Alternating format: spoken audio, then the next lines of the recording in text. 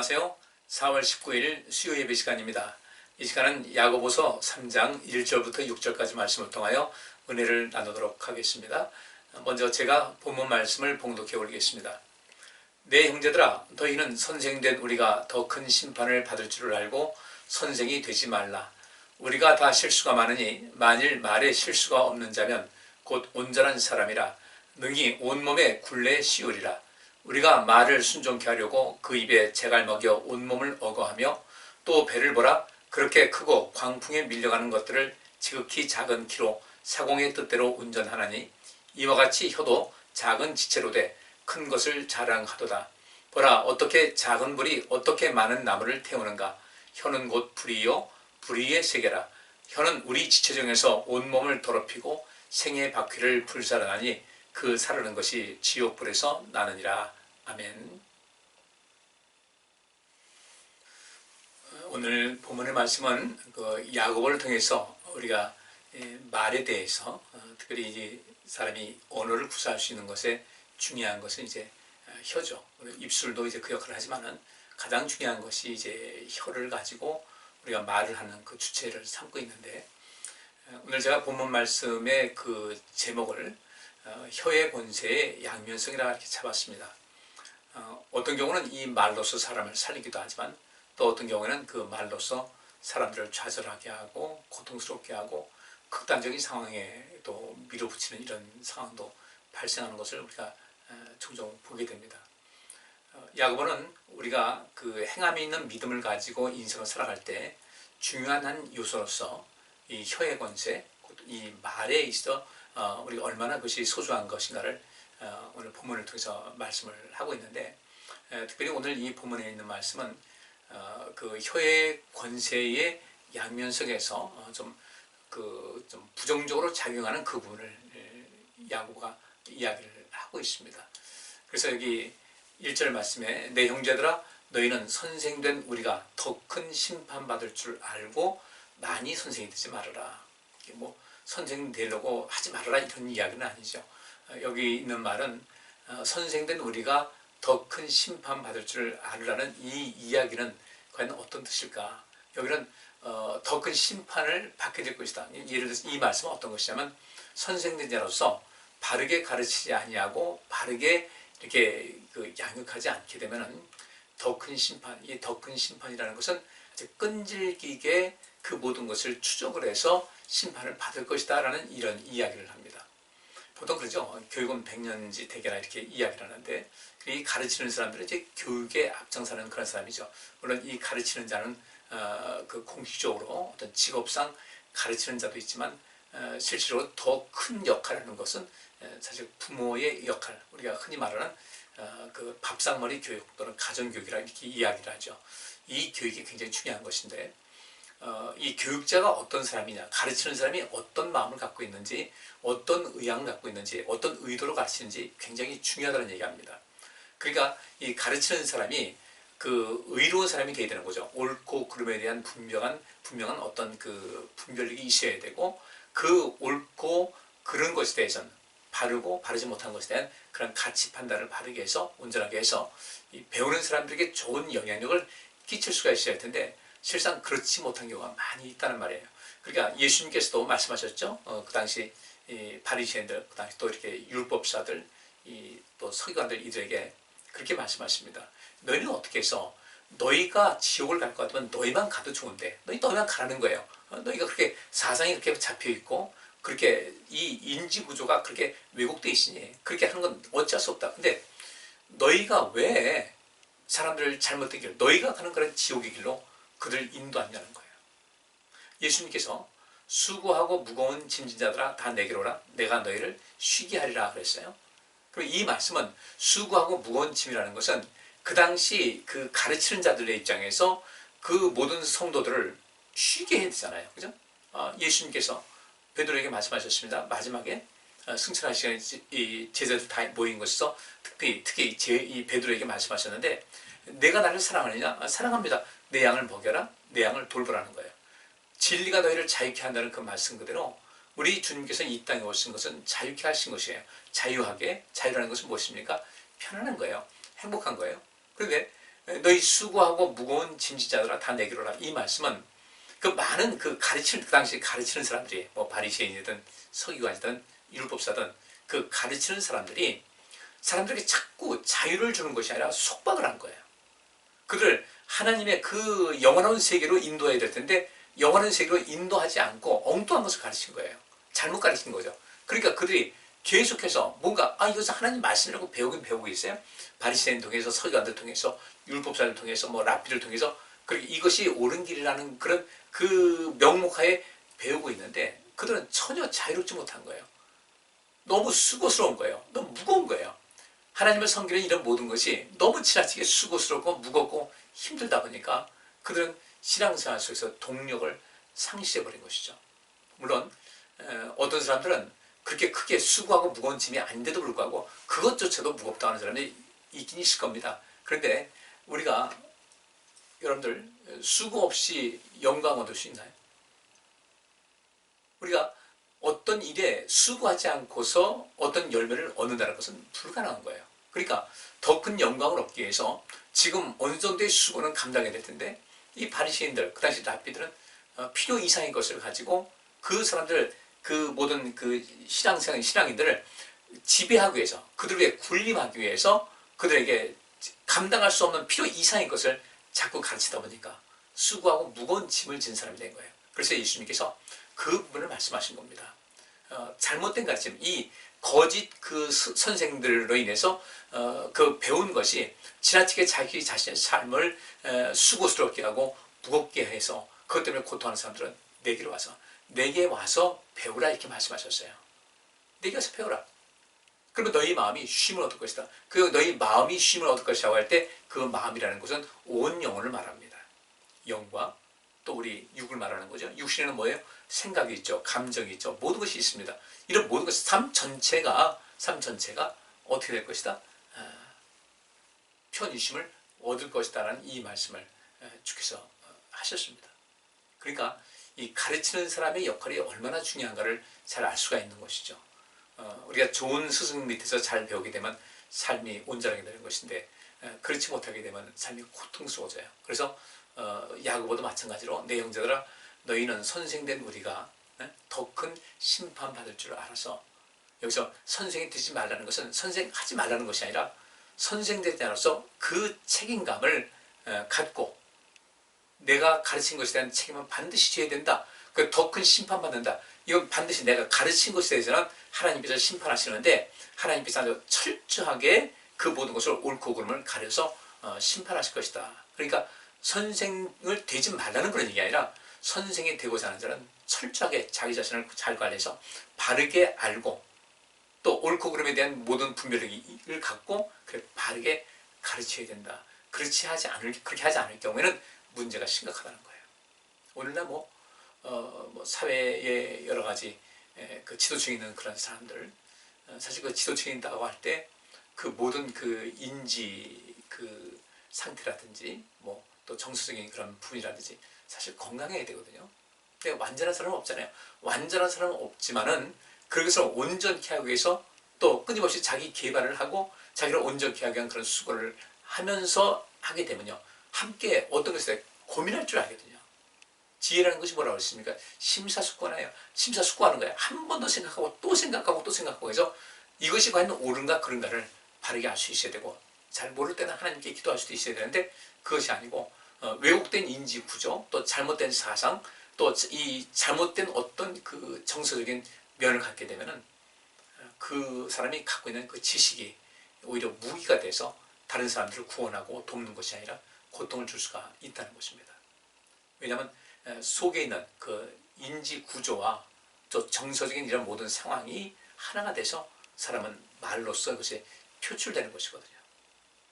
이런 점에서 야고보는 단순하게 그 선생된 사람들, 가르치는 사람들에게만 이 말을 주는 것이 아니라 우리는 뭐 인생 살면서 때로는 가르치기도 하고 그러지 않습니까? 뭐 공식적인 그런 가르치는 사람이 아니라 할지라도 이런 일을 하게 되는 것인데 이건 우리 모두에게 하는 죄예요.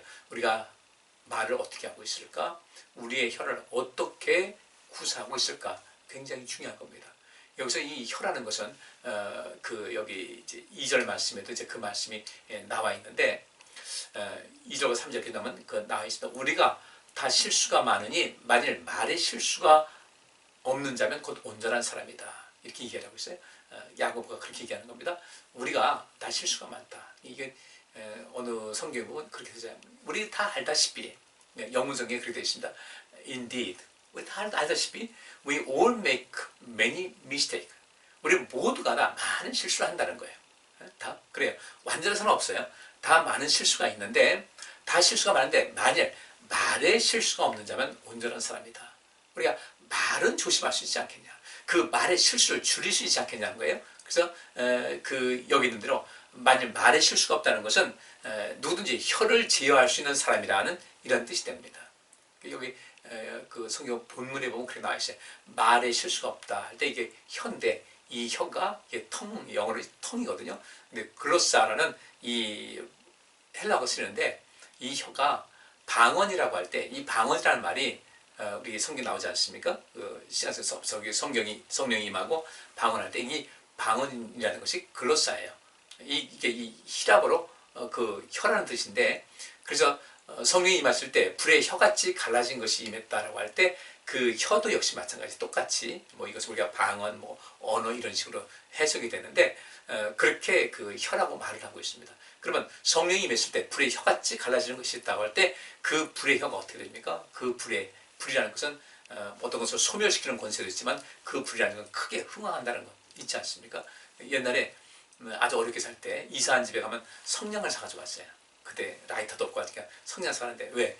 성냥 불이 좀 확 올라오지 않습니까? 그렇게 이사했으니까 여기서 크게 확 불같이 확 올라서 큰 부자 되라고 이렇게 한 것인데 이 혀라는 것이 바로 그런 그 의미가 있습니다. 그래서 불의 혀같이라고 했어요. 성령이 임하실 때 거기서 말하는 그 불이라는 것은 무엇입니까? 불과 성령으로서 세례를 받을 것이다. 큰 권세, 큰 능력을 말하고 있는 것인데 이 능력이 그 큰 권세가 어떤 사람들은 권력이 있어요. 그 권력을 잘못 쓰는 데서 잘못 쓰는 사람이 있어요.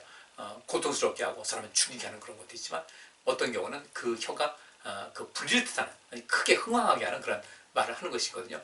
우리 혀를 잘 통제할 수가 있어야 되겠다. 통제할 수 있으면 이 사람은 온전한 사람이라는 거예요. 3절에 이런 말씀이죠. 우리가 말을 순종케 하라고. 여기서 말은 보통 타는 말입니다. 우리가 말할 때 하는 그 말이 아니라 타는 짐승 동물 그 중에 그 말을 말합니다. 그 말을 순종케 하려고 그 입에 재갈을 먹입니다.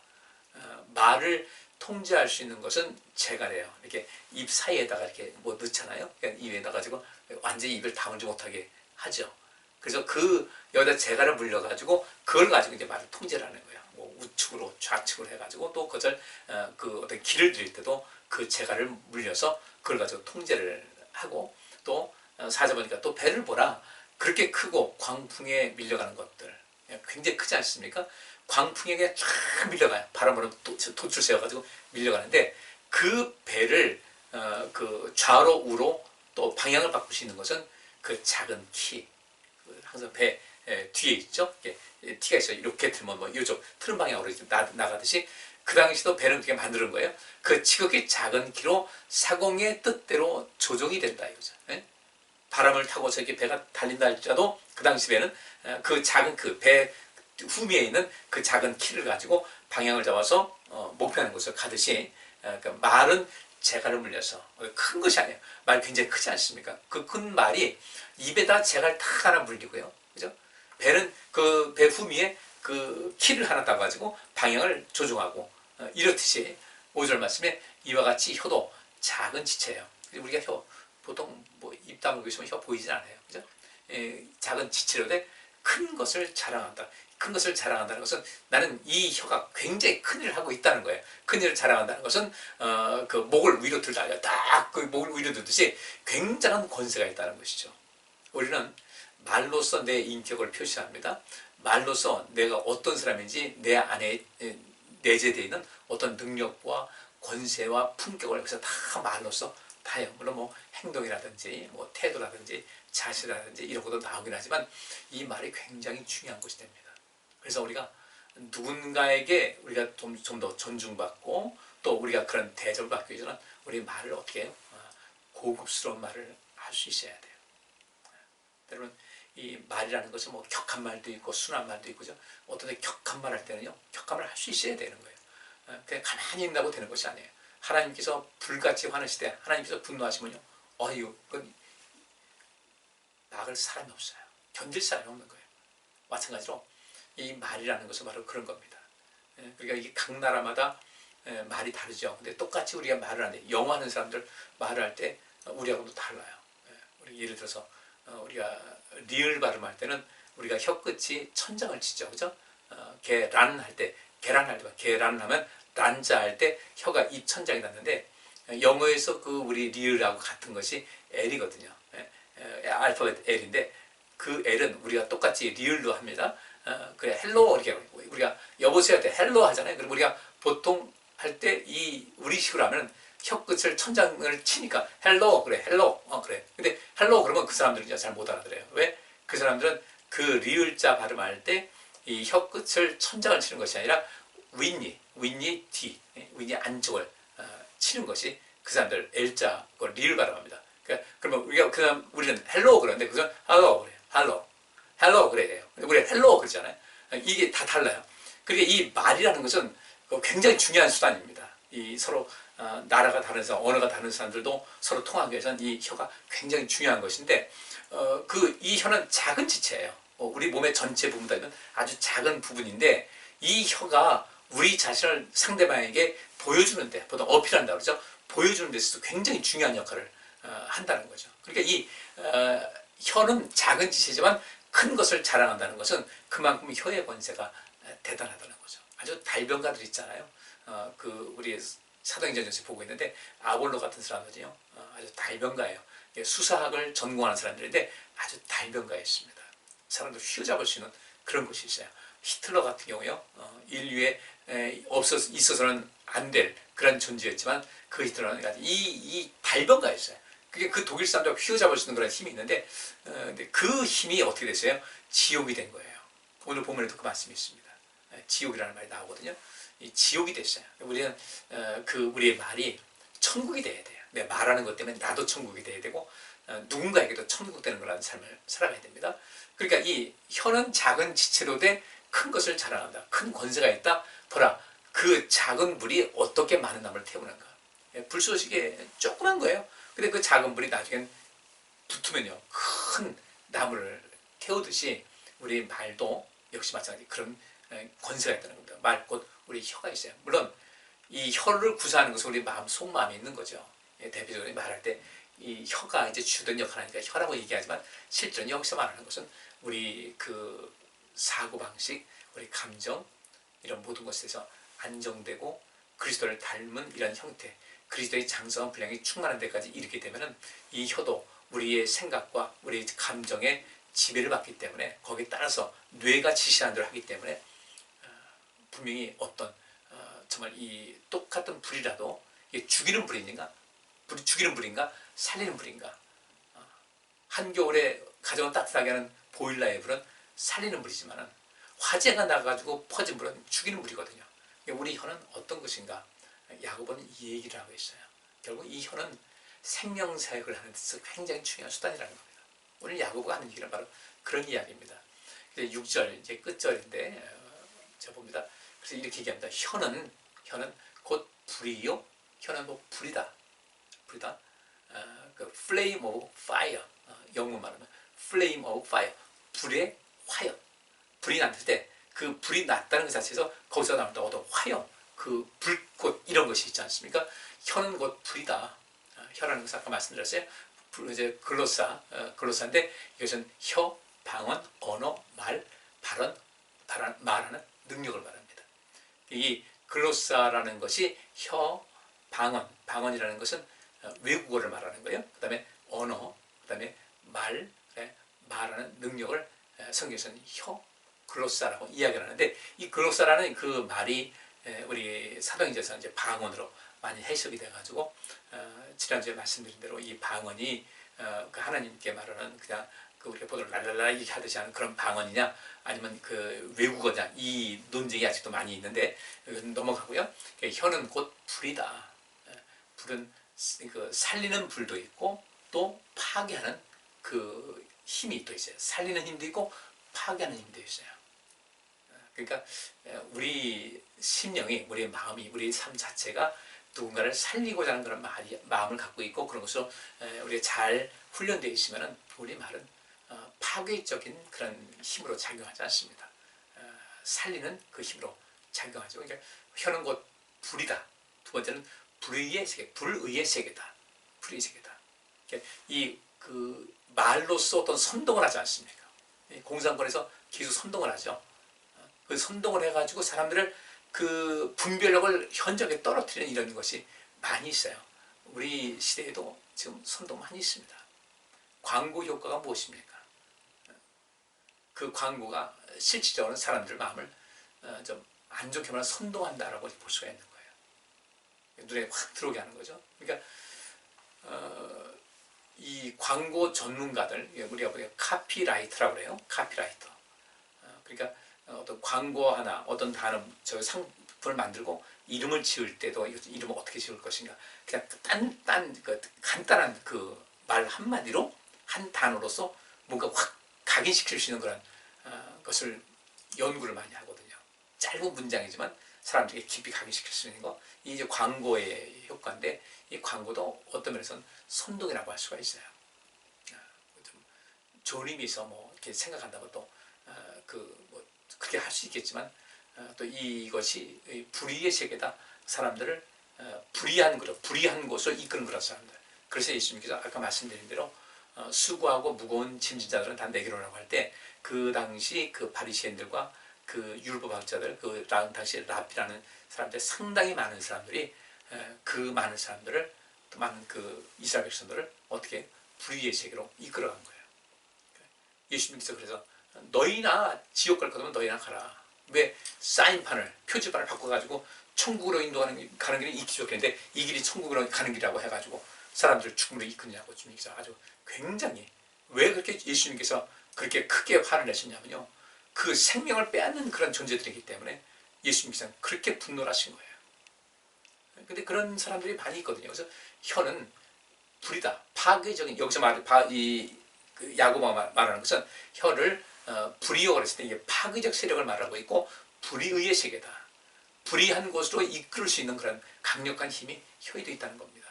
사단이 그렇게 우리를 또 시험을 하고 이끌죠. 사단이 미혹된 사람들이 뱀이 하와를 꿰었듯이 우리를 꿰는 사람들이 많은데, 여러분들은 이 옳고 그름에 대한 분별을 가지고서 절대로 그 잘못된 거래, 우리를 넘보려는, 우리를 좋지 않은 의도를 가지고 우리를 넘보려는 그런 사람들, 그들에게 그 불의의 세계로 빠져 들어가면 안 돼요.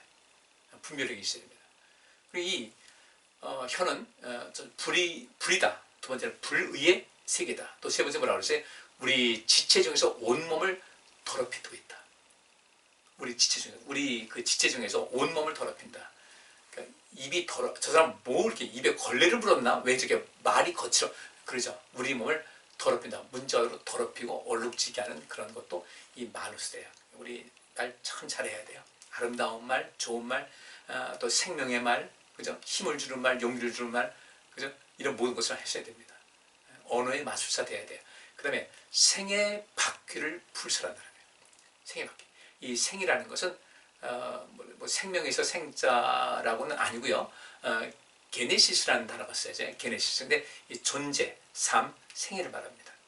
존재, 그러니까 생의 바퀴를, 존재의 바퀴를, 이 바퀴라는 것은 전 일생을 말하는 거죠. 그죠?